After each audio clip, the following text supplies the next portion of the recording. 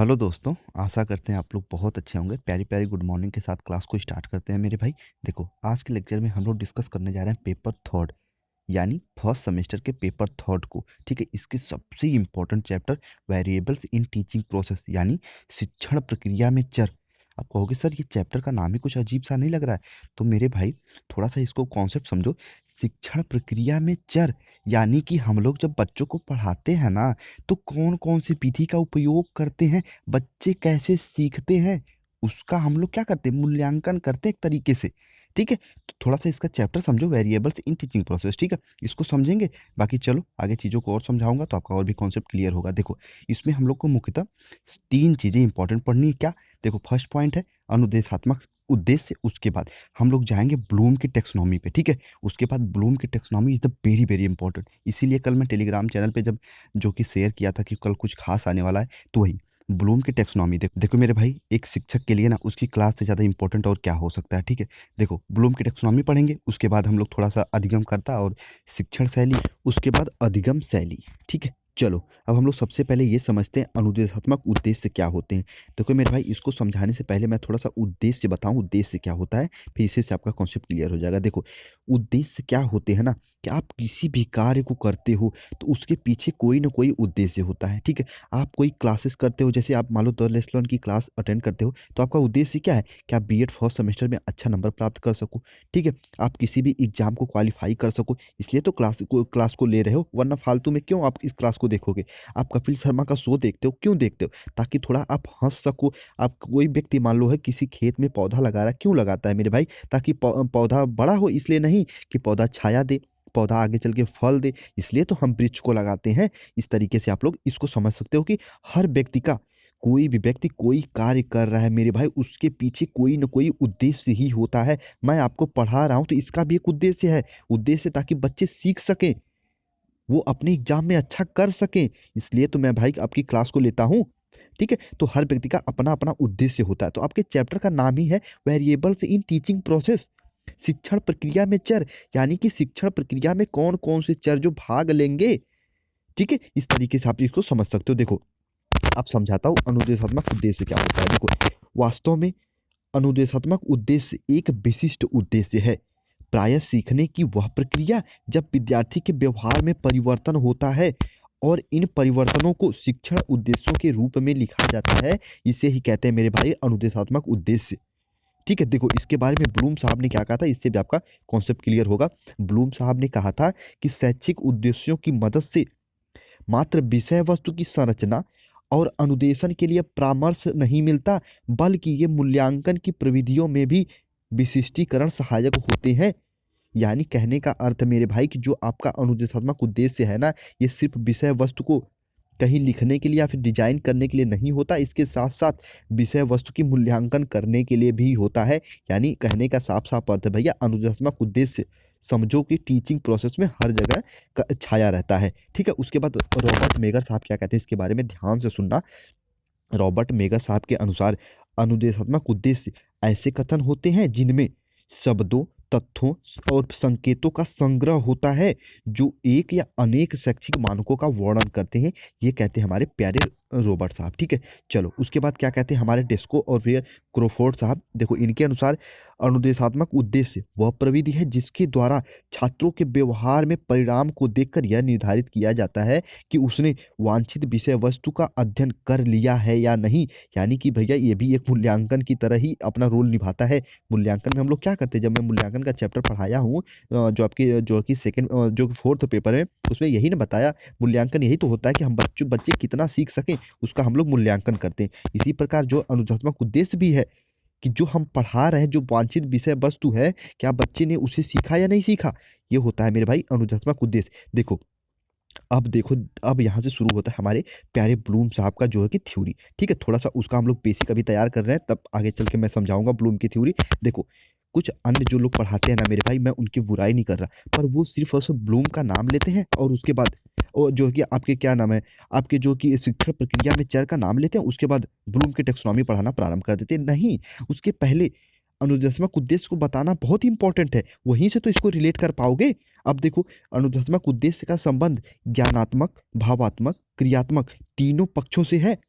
अब आपको ये पता ही नहीं है कि जो कि ज्ञानात्मक, भावात्मक और क्रियात्मक पक्ष का संबंध किससे है, तो आगे चीज़ें कैसे सीखोगे? तो आप पढ़ रहे हो द लेसन से, और द लेसन आपको हर चीज़ें बताता है, ठीक है? चलो मेरे भाई, ठीक है? थोड़ा-सा क्या होता है ना कि आप लोग चैनल को और ज़्यादा अगर शेयर करते हो ना, तो थोड़ा-सा एक मोटिवेशन मिलता है। तो प्लीज़ चैनल को शेयर करो मेरे प्यारे-प्यारे दोस्त, प्यारे-प्यारे भाई-बहन, ठीक है? चलो, अब देखो, अब हम लोग समझते हैं ब्लूम की टैक्सोनॉमी को। यहाँ पे उनका बेसिक तैयार हो रहा है मेरे भाई। देखो, इस उद्देश्यों का वर्गीकरण कहने का अर्थ है ज्ञानात्मक, भावात्मक और जो है कि मेरे भाई क्रियात्मक, यानी इन उद्देश्यों का वर्गीकरण 1956 में बेंजामिन एस ब्लूम, आधा से ज़्यादा बच्चों का इनका पूरा नाम ही नहीं पता होगा।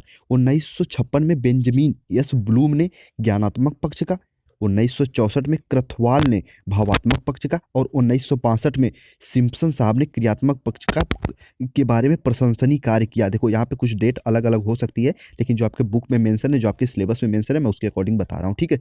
चलो, देखो, इन उद्देश्यों के वर्गीकरण को टेक्सोनॉमी ऑफ एजुकेशन ऑब्जेक्ट में बी.एस. ब्लूम और उनके सहयोगियों ने भैया क्या हुआ, प्रदर्शित किया, ठीक है? तो ब्लूम साहब की सबसे जो कि प्रमुख कृति है, तो वो है टेक्सोनॉमी ऑफ एजुकेशन ऑब्जेक्ट। इतना अपने दिमाग में बना के रखना, नोट पॉइंट करके कहीं लिख लेना, ठीक है? चलो, अब हम लोग ये समझते हैं थोड़ा सा आगे की चीज़ों को। देखो, वस्तुतः टेक्सोनॉमी शब्द का प्रयोग करते हैं वर्गीकरण के लिए। जो लोग बायोलॉजी से बिलोंग करते होंगे ना, उनको अच्छे से पता होगा कि हम टेक्सोनॉमी शब्द का प्रयोग क्यों करते हैं। क्योंकि भैया हम किसी चीज़ का वर्गीकरण, क्लासिफिकेशन करते हैं, तो वहाँ टेक्सोनॉमी शब्द का प्रयोग करते हैं, ठीक है? तो इसका अर्थ ही होता है कि वर्गीकरण करना। चलो, अब हम लोग ये समझते हैं ब्लूम साहब की जो है मेरे भाई की थ्योरी क्या थी। देखो देखो, शैक्षिक उद्देश्यों का वर्गीकरण 3 भागों में ये करते हैं, यानी बच्चे 3 तरह से अधिगम को प्राप्त करते हैं। कैसे? ज्ञानात्मक उद्देश्य से, भावात्मक उद्देश्य से, उसके बाद क्रियात्मक उद्देश्य से, कॉग्निटिव, अफेक्टिव एंड साइकोमोटर से, ठीक है? चलो, अब हम लोग एक-एक पॉइंट को समझते हैं। देखो क्या होता है, ज्ञानात्मक उद्देश्य के बारे में थोड़ा-सा जान लो। बी.एस. ब्लूम और उनके सहयोगियों ने विविध उद्देश्यों को स्पष्ट करते हुए कहा,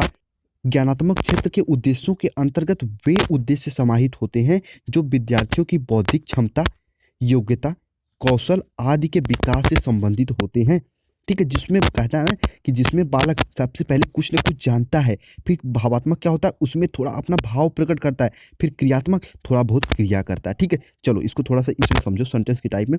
भावात्मक क्षेत्र के उद्देश्यों के अंतर्गत वे उद्देश्य निहित होते हैं जो छात्रों की रुचि, मूल्य, अभिवृत्ति, दृष्टिकोण आदि के विकास से संबंधित होते हैं, ठीक है? चलो, मूल्य कहने का अर्थ है उसके नैतिक मूल्य। अभी मैं आगे बताऊंगा कैसे, इसको अभी मैं आगे अच्छे से क्लियर करूंगा। देखो, सारी चीज़ों को मैं समझाऊंगा, ठीक है? बस पेशेंस के साथ एक एक पॉइंट को समझो। उसके बाद क्रियात्मक क्षेत्र के उद्देश्य के अंतर्गत वे उद्देश्य निहित होते हैं जो विद्यार्थियों की भौतिक व गामक योग्यताओं के विकास से संबंधित होते हैं, जिसमें बालक कुछ क्रिया करता है, ठीक है? चलो, अब सबसे पहले हम लोग समझते हैं कि आपके जो कि मेरे भाई ज्ञानात्मक पक्ष यानी कॉग्निटिव डोमेन को। देखो, इसमें सबसे फर्स्ट पॉइंट है मेरे भाई ज्ञान, उसके बाद बोध, उसके बाद अनुप्रयोग के बाद है विश्लेषण, फिर है मेरे भाई संश्लेषण, उसके बाद मेरे भाई संश्लेषण के बाद है मूल्यांकन, ठीक है? देखो, इसको इन्होंने 6 भागों में बांटा था। आपके ब्लूम और उनके जो कि प्यारे साथियों ने 6 भागों में बांटा था ज्ञानात्मक पक्ष को। चलो, एक एक पक्ष को बिल्कुल आसान भाषा में समझते हैं मेरे भाई। देखो, सबसे पहले मैं इसको उदाहरण से समझाने का प्रयास करता हूँ। यहाँ पे मान लो एक आम है, तो ज्ञान में एक शिक्षक सिर्फ बालक को ये बताता है कि यह एक ज्ञान है, क से कबूतर होता है। फिर उसके बाद बालक खुद से फ़ील करने लगता है कि हाँ, ये जो फल है ना, ये आम होता है। कोई भी फल को देखेगा वो पहचान लेगा कि भैया वो एक फल है। आम, देखो आम भी कई प्रकार के होते हैं ना, कोई दशहरी, तो कोई कौन-कौन सा चौसा। तो क्या होता है, बच्चा खुद से फ़ील करने लगता है कि हाँ, जो भैया आम अगर उसको दिखा तो वो पहचान लेगा। सबसे पहले शिक्षक बताता है कि देखो वह आम है, उसके बाद बालक खुद से फ़ील करने लगता है। उसके बाद आप देखो अनुप्रयोग में क्या आएगा, उसके बाद यदि कोई शिक्षक या उसके पेरेंट्स बोलते हैं कि जाओ फल लेके आओ, तो बालक ऐसा नहीं कि टमाटर लेके आ जाएगा, वो आम लेके आएगा, क्योंकि उसको पता है कि आम एक फल है, ठीक है? फिर अनुप्रयोग भी करने लगेगा। उसके बाद मेरे भाई आता है विश्लेषण। ये तो वेरी वेरी इंपॉर्टेंट। विश्लेषण क्या होता है, देखो यहाँ पे क्या है मेरे भाई, यहाँ पे मान लो कि है टमाटर और यहाँ पे है आम, तो बच्चे इसमें विश्लेषण भी करने लगते हैं। फिर उसके बाद है संश्लेषण। देखो, संश्लेषण में क्या है मेरे भाई, इसमें बच्चे अलग अलग आम को एक साथ रखेंगे, टमाटर को एक साथ रखेंगे, नींबू को एक साथ रखेंगे, ठीक है? तो ये अलग अलग रखने लगते हैं। उसके बाद क्या है, मूल्यांकन। तो जो नीचे सब चीज़ों को समझे हैं ना, सीखे हैं ना बच्चे, उसका मूल्यांकन करने लगते हैं, ठीक है? देखो, अब ऐसा नहीं कि आप कहोगे कि जाओ फल लेके आओ, तो ऐसा नहीं कि नींबू लेके आए, तो वो फल लेके आएगा, तो उसका बच्चा मूल्यांकन करता है, फिर चीज़ों को अलग अलग रखता है तो उसका भी यहाँ पे मूल्यांकन करता है। यानी नीचे जो भी चीज़ें सीखता है सबका बालक उसके बाद मूल्यांकन करना प्रारंभ कर देता है। ये है मेरे भाई ज्ञानात्मक पक्ष यानी कॉग्निटिव डोमेन। इसको देखो मैं पीडीएफ शेयर करूंगा तो आप लोग इसको ऐसे बना लेना, बहुत बहुत इंपॉर्टेंट चीज़ है ये, चाहे आप सीटेट या फिर टेट की तैयारी करो और आपके अभी एग्जाम के लिए तो इंपॉर्टेंट है ही है। ठीक है, उसके बाद भावात्मक पक्ष, इसमें देखो क्या है, इसको मैं भी उदाहरण समझाने का प्रयास करता हूँ। देखो सबसे पहले बालक ग्रहण करता है। ग्रहण क्या करता है, आप जो कुछ से सिखाते हो, मान लो आप किसी क्लास में बता रहे हो कि किसी गरीब के प्रति दया करो, किसी भूखे के प्रति दया करो, सबसे पहले बालक ने सीख लिया कि भैया हमको भूखे के प्रति दया करना है, उसको भैया हमको कुछ खाना पीना देना है, कोई कुछ भी कुरकुरे चिप्स बिस्किट देना है। उसके बाद क्या होगा, उसको अनुक्रिया करेगा। आप उसको जैसे कोई गरीब दिखा, कोई भूखा दिखा ना, तो वो क्या करेगा, जो उसको भैया कुछ दे देगा, उसको पैसे दे देगा, उसको जो भी उसके पास से थोड़ी बहुत खाने की चीज़ है उसको दे देगा, यानी वो अनुक्रिया कर रहा है। उसके बाद वो करता है अनुमूल्यन। आप कहोगे सर ये कैसे करेगा, तो देखो जो भी वो यहाँ पे क्रिया किया है ना, तो उसका वो खुद से वैल्यूएशन करता है। ठीक है, कितना सीखा बच्चा ये खुद से करता है। उसके बाद संगठन, ये इंपॉर्टेंट है। देखो कोई भी मान लो यहाँ पे डॉग है ना, तो वो मान लो कि उसका एक्सीडेंट हो गया और वो बहुत ज़्यादा छटपटा रहा है, रो रहा है, तो क्या होगा, बालक उसके पास नहीं जाएगा। देखो है तो वो भी पीड़ित ना, और आप शुरू में यही सिखाए हो कि जो भी किसी भैया दुख से पीड़ित है आप उसकी हेल्प करो, लेकिन बालक वहाँ नहीं जाएगा। क्यों नहीं जाएगा, क्योंकि उसको पता है वहाँ जाएगा तो वो काट लेगा। तो बालक के अंदर संगठन व ऑर्गेनाइजेशन करने की भी क्षमता आ जाती है भावात्मक पक्ष में, ऐसा कहते हैं हमारे ब्लूम और उनके साथी। उसके बाद आचरण, जितना नीचे सब प्रोसेस किया है ना, उसके उसके लाइफ का एक तो हिस्सा बन जाता है। यानी कि देखो भाव करना, किसी के प्रति दया करना उसके जीवन का एक तो हिस्सा बन जाता है। ठीक है, इस तरीके से भावात्मक पक्ष को आप समझ सकते हो। ये बहुत इंपॉर्टेंट चीज़ें मैं बता रहा हूँ, इसको एक बार फिर से क्लास को और देखना मेरे भाई, चीज़ों और भी समझ में आएगी। ठीक है, चलो उसके बाद समझते हैं हम लोग क्रियात्मक उद्देश्य, बहुत इंपॉर्टेंट है। ठीक है, देखो ये थोड़ा सा हाई लेवल का जो ज्ञान होता है, इसमें बच्चे क्या सीखते हैं, सबसे फर्स्ट पॉइंट है मेरे भाई अनुकरण। मान लो कोई व्यक्ति यहाँ पे साइकिल चला रहा है ना प्यारे प्यारे दोस्त, तो क्या होगा, वो देख के सीख लेगा कि हाँ साइकिल ऐसे चलानी जाती है। उसके बाद परिचालन, वो खुद से चलाएगा, पहले कैंची मारेगा, उसके बाद धीरे धीरे गद्दी पे बैठेगा और चलाना सीखेगा। ठीक, उसके बाद शुद्धता, जो कैंची वैंची छोड़ के सिर्फ गद्दी पे अच्छे से चलाने सीख लेता है। उसके बाद मेरे भाई सबसे अच्छी पॉइंट आती है संयोजन, वो दूसरों से तुलना करने लगता है कि मैं अच्छा चला पा रहा हूँ कि नहीं चला पा रहा हूँ, तो संयोजन भी करने लगता है शुद्धता के बाद। उसके बाद स्वाभाविकरण, उसमें एक तो भैया विशिष्टीकरण आ जाती है कि हाँ उसे साइकिल चलाने में कोई हरा ही नहीं सकता, उसे कोई गिरा ही नहीं सकता, वो होता है उसका स्वाभाविकरण। ठीक है, इस प्रकार से आप लोग इसे समझ सकते हो। ठीक है मेरे भाई, तीनों चीज़ों को मैं पूरा बेसिक से अब पूरा अपने जोश से समझाने का प्रयास किया हूँ। फिर भी कोई कन्फ्यूजन रह जाता है तो आप मुझे कमेंट सेक्शन में पूछना जरूर इसके बारे में। ठीक है, चलो अभी क्लास ऑफ नहीं हो रही है। ठीक है, अभी चीज़ें और भी समझनी है। अब देखो अधिगम करता, देखो कुछ लोग ना इसको पढ़ाते ही नहीं, लेकिन मैं इसको सेलेक्ट किया हूँ इसलिए क्योंकि भैया ये भी इंपॉर्टेंट है। मीनिंग ऑफ लर्नर, एक सीखने वाले की भैया परिभाषा क्या होती है इसको समझ लो बस। देखो एक अधिगमकर्ता या शिक्षार्थी यानी बालक वह होता है जो किसी विशिष्ट विषय का अध्ययन करता है। आप सीडीपी पढ़ रहे हो ना, आज चाइल्ड डेवलपमेंट पढ़ रहे हो ना, देखो ये जो चारों सब्जेक्ट आप यहाँ पढ़ रहे हो, जैसे आप सीटेट और टेट में जाओगे ना तो इसको सीडीपी का नाम दिया जाता है, यानी चाइल्ड डेवलपमेंट एंड पेडागोजी। ठीक है, चलो तो इस तरीके से आप एक विशिष्ट सब्जेक्ट पढ़ रहे हो ना, तो आप एक अधिगमकर्ता हो। ठीक है, देखो हम यहाँ पे समझो, हम यदि एक स्कूल के परिप्रेक्ष्य में बात करें तो कक्षा कक्ष में जो छात्र ज्ञान अर्जित करने आ रहा है ना, उन्हें हम अधिगमकर्ता कह सकते हैं। उन्हें हम क्या कह सकते हैं, अधिगमकर्ता कह सकते हैं, यानी जो कुछ सीख रहा है उसे हम अधिगमकर्ता कह सकते हैं। एक बार इसे आप लोग पढ़ लेना अच्छे से। ठीक है, चलो अब हम लोग समझते हैं अधिगम शैली, बहुत ही इंपॉर्टेंट है मेरे भाई। अधिगम शैली यानी लर्निंग स्टाइल क्या होती है, देखो लर्निंग स्टाइल सबकी अलग अलग होती है। कोई देख के सुनता है, कोई देख के सीखता है, कोई भैया सुन के सीखता है, ठीक है, कोई बोल के सीखता है और कोई थप्पड़ खा के सीखता है। तो देखो क्या होता है ना, मम्मी मम्मी कहती है ना कि अब ये थप्पड़ खाएगा तो सीख जाएगा। मतलब दो का टेबल एक बच्चे को आप 10 दिन से रटा रहे हो, ठीक है, 10 दिन से कोई उसकी मम्मी रटा रही है, नहीं सीख रहा है। अब एक दिन उनका क्या संवेग जाग चुका है और उसको 2-3 थप्पड़ लगाई, वो सीख गया। तो कोई थप्पड़ खा के भी सीखता है, ऐसे एग्जाम में लिखना मत। ठीक है, चलो अधिगम शैली से तात्पर्य है कि प्रत्येक व्यक्ति अलग अलग तरीके से सीखता है।